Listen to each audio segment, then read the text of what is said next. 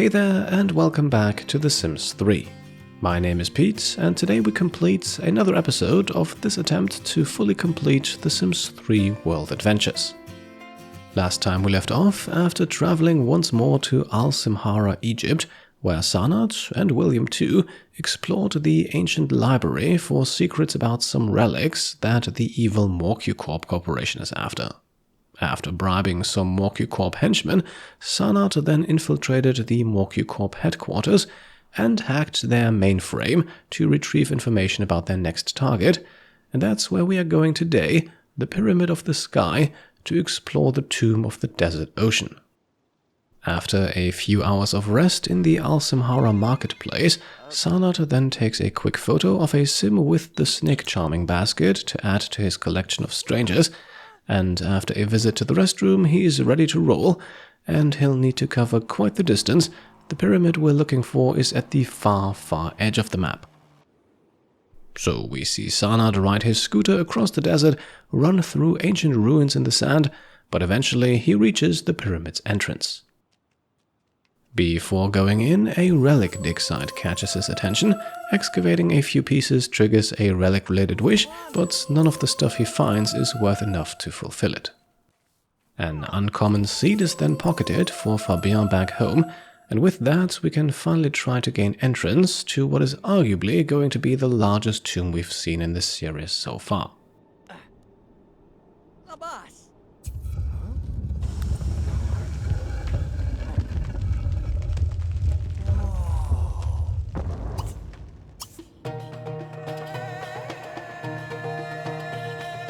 As the door opens and immediately reveals another one, we then step foot into the Tomb of the Desert Ocean, rather deserving of its name I'd say, with two pools of water already greeting us in the first chamber here.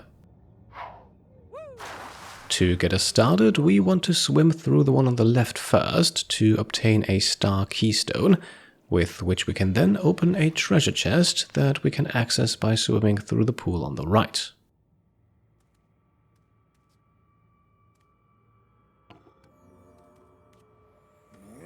All of this effort only for two morsels of low-quality dried food, not exactly the start I had hoped for, but let's keep going. On the side with the chest here, there's a door we can go through. The one on the other side of the chamber is locked with a keystone that we do not yet possess.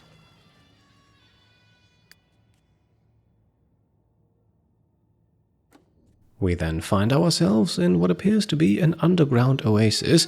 Two doors lead out of this room, and another keystone is found in front of the door on the left. Let's grab it, but we will not use it right away to unlock the door on the right. Instead, we hold on to the keystone and go through the other door, which means we now have to deal with whatever is hidden inside this not at all suspicious spot on the ground.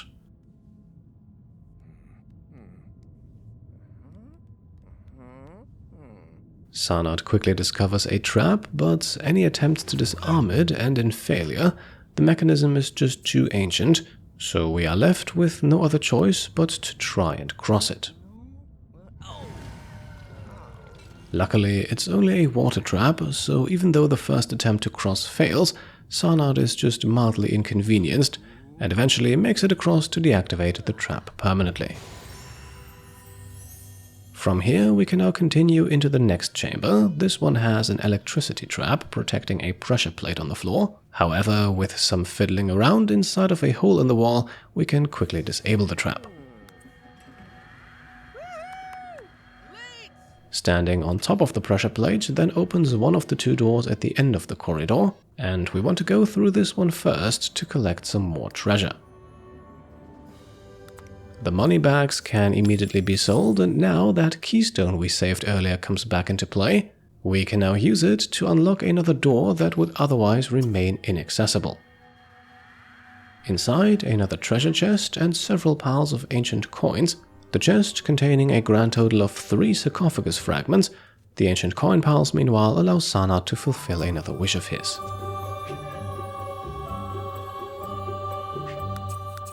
Back out, and through the other door we go, back into another underground oasis garden. There is a treasure chest at the end of this one, but getting to it will require a bit of work and Sanat is very tired.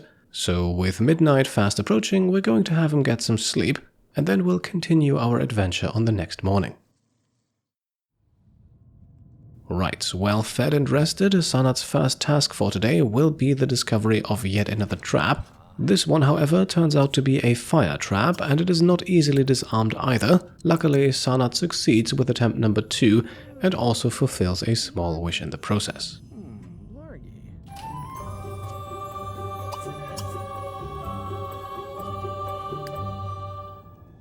A second wish is then fulfilled shortly after for finding the hidden door behind the trap, and going through allows Sanat to grab some more ancient coins.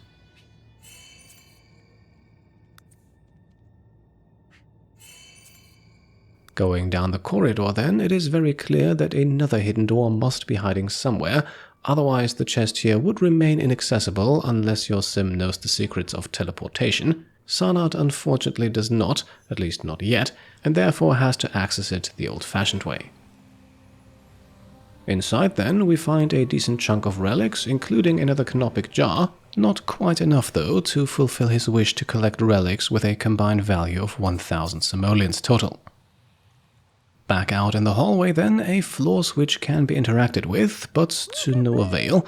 I believe this one opens the secret door to the chest too. Either way, in the chamber that follows, we first of all want to stand on the pressure plate here to deactivate the electricity trap, and then we push the statue onto another floor tile to reveal a hidden hole in the ground. This also activates another set of traps, but the delay is well worth it, as we find a money bag inside the hole. To deactivate the trap again then, the statue simply needs to be pulled back to its original spot.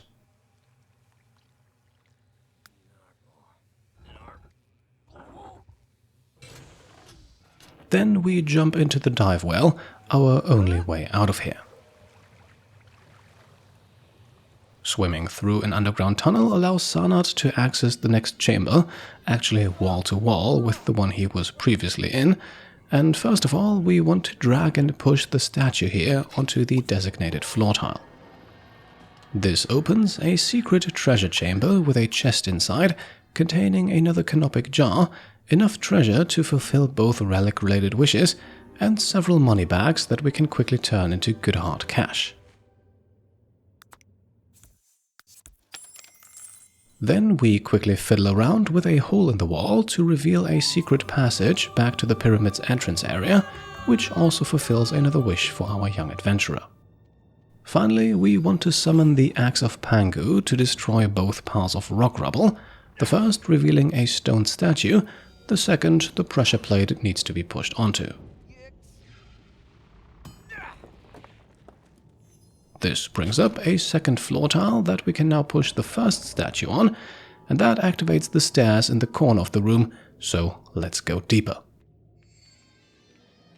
A long corridor greets us. Small bits of treasure are found along the wall to the left of the stairs, but the more valuable stuff is hidden a bit better. Behind another secret door, for example, Sanat can pick up a relic from the ground. After collecting another pile of ancient coins, he can then go through the door in the middle of the hallway to find himself in a chamber with a rather elaborate floor design, as well as with 2 boulders on each side that, when smashed with the Axe of Pangu, reveal absolutely nothing. Or, so I thought. There's actually 2 hidden doors on either side here that we will take care of at the end of the video. I simply forgot about them. Instead, we can collect the treasure on the ground now and stand on the floor switch to open the secret door between the 2 statues opposite of the entrance. More treasure behind this one, 2 cut gemstones.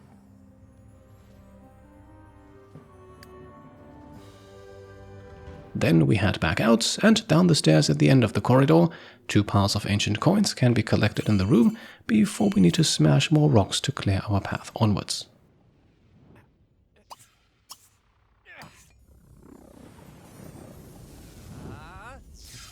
In this next chamber then, the statues are blue, but a quick inspection reveals that they can be pushed just like any other, for example across traps to deactivate them.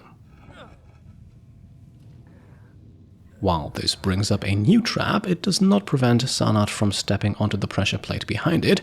revealing a hole in the wall that contains more ancient coins.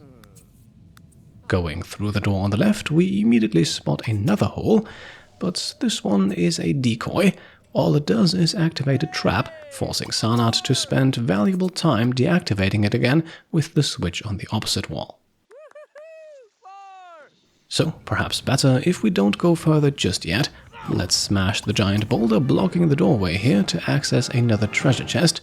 Opening it already fulfills a wish, and it contains another canopic jar as well as a vase. This now completes the canopic jars collection, although I believe one or two of them are currently in William's inventory. Either way, once back home, it will be the first thing we can proudly display from our adventures. In the room we came from, Sanat then also discovers a hidden door. I think I recall telling you that this tomb is likely the largest one we've visited so far, and, well, there is no simple treasure chest behind this one. Instead, we first need to use another hole in the floor, which then unlocks the door at the end of the passage on the left. Sanat's thorough exploration is rewarded though with a relic and yet another canopic jar. We can also sell the money bags still left in his inventory, and with that, let us now finally go back to that trapped passage on the left, and we'll have him jog for this, just to get a tiny bit closer to reaching the next level in the athletics skill. We now find ourselves inside a beautiful chamber with a large fountain in the middle. In terms of treasure, however, only a single chest can be found, this one containing the keystone to open that second door all the way back at the entrance to the pyramid. Opening it also activates 2 fire traps, one blocking the return path, but we don't need to go back. Instead, let's collect more ancient coins and head up the stairs. Another corridor lies ahead, this one filled with smaller fountains, as well as with a treasure chest containing a fragment of the sarcophagus of kings.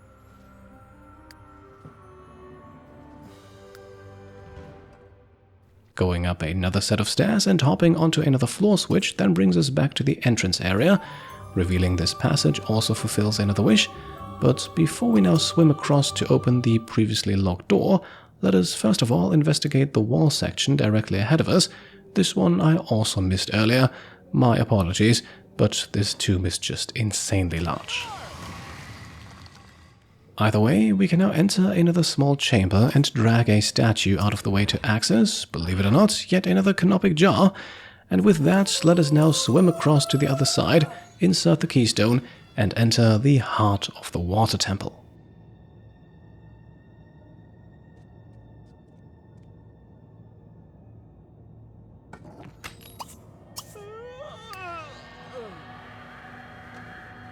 This is the final section of the tomb, but don't make the mistake and think we're almost done. The final chamber in particular holds a few more secrets. First of all, though, we can swim across to the treasure chest here for a relic, ancient coins, and a money bag, before Sanat then goes through the set of double doors to reach that final chamber, fulfilling his wish to fully explore the tomb. I just wanted to get that wish out of the way, though, to promise another one. Before we actually enter that final chamber, one more hidden door needs to be investigated, as the room behind it promises more treasure.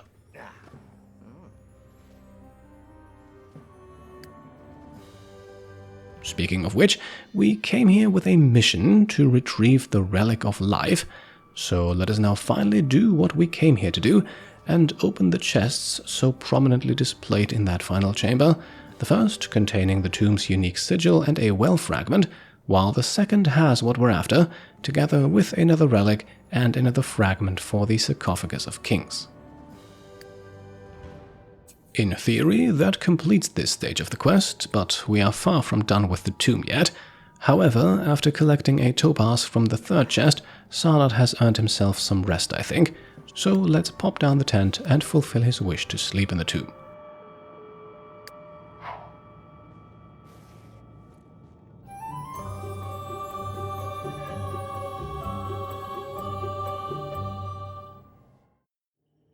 On the following morning then, we urgently need to work on Sanat's social bar. He is feeling very lonely. So how about we give a call to Izirina Doiran, the shopkeeper who flirted with him last episode. maybe we can get something to develop here. Unfortunately, Izirina is currently working and thus has no time to talk, so Sanat calls his mother Chimay instead. She is the one who gave us this quest after all.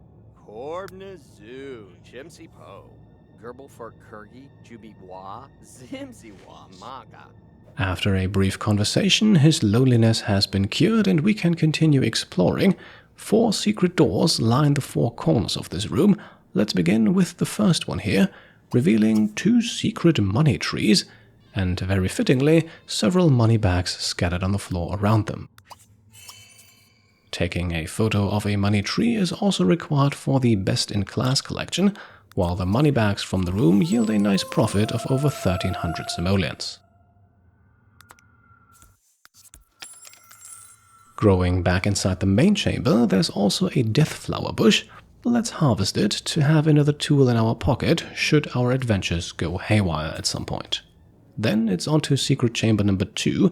Inside this one, just a big pile of ancient coins. Our supply is slowly approaching 4,000, but we also have some big purchases planned, so we need everything we can get our hands on. Hidden chamber number 3 then comes with a rock pile to smash with the axe of Pangu. The chest behind it fittingly has more ancient coins in it.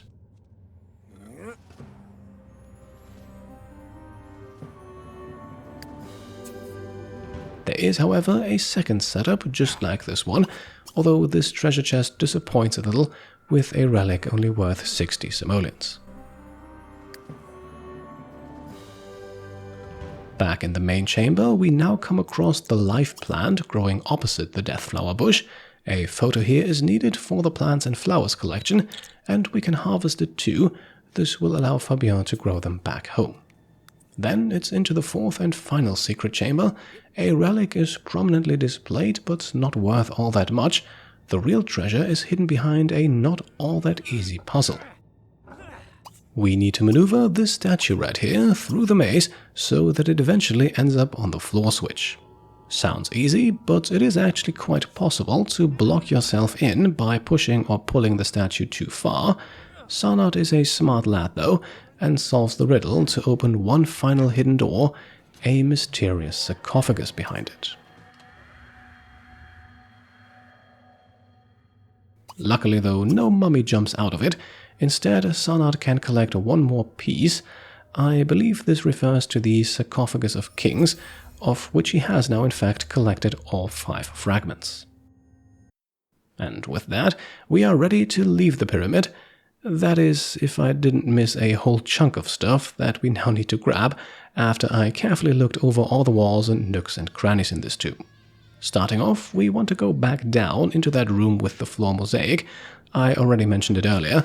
2 secret doors were hiding behind the boulders we smashed. The first one here reveals a chest and 2 money bags, a grand total of slightly over 1,500 simoleons in this room.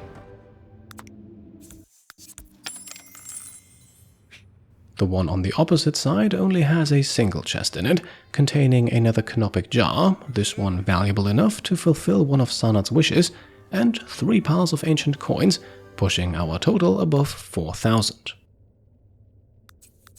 Then we take the stairs back down into the room with the blue statues, where Sanat immediately steps onto a hidden electricity trap. Singed, but for the most part still in one piece, he can now unlock a secret door at the end of the corridor to the left that I missed earlier, 2 money bags and a mummified teddy bear inside of this one, as well as a pile of rock rubble that can be cleared for even more treasure.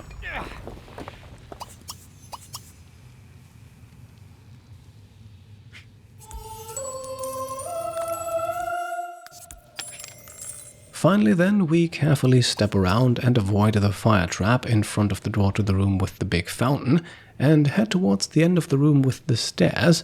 Another secret chamber sits here, and after a quick snack, Sanat can marvel at more ancient coins and a fire hydrant. Either an Easter egg or the relic of a long-lost civilization. Either way, it is somewhat fitting in a water-themed tomb. Let's take a picture as proof, and with that we should now finally have it all. Back in the entrance room, Sanat can go for a quick swim to improve his athletic skill, earning him a further 1,000 lifetime happiness points. And then, after more than 48 hours spent exploring inside this pyramid, Sanat can finally return to his mother. 1:30 in the middle of the night, and still Chimay welcomes her son and immediately gives him the next quest. We are not done hunting relics, it seems. One more needs to be found, and she thinks that relic merchant Kylif Tell, as always named after a channel supporter of mine, knows more. In addition, Sanat has also finally reached Visa Level 2, which is very important, as one incredibly useful item has just become available to us at the special merchant. That merchant is fast asleep, however, and I think Sanat should be as well. Let's head back to the market, put down the tent, and wait for business to pick up on the next morning. And with that, let's also make the cuts in today's episode. As always, I hope you enjoyed it, and if you did, then I would be very happy if you could leave a thumbs up. If you like what I'm doing and want to support me and my channel further, then you can go ahead and subscribe to stay up to date, grab some merch over on shop.petecomplete.com, or become a channel member or Patreon supporter. Thank you all for watching, and I'll see you next time. Cheers.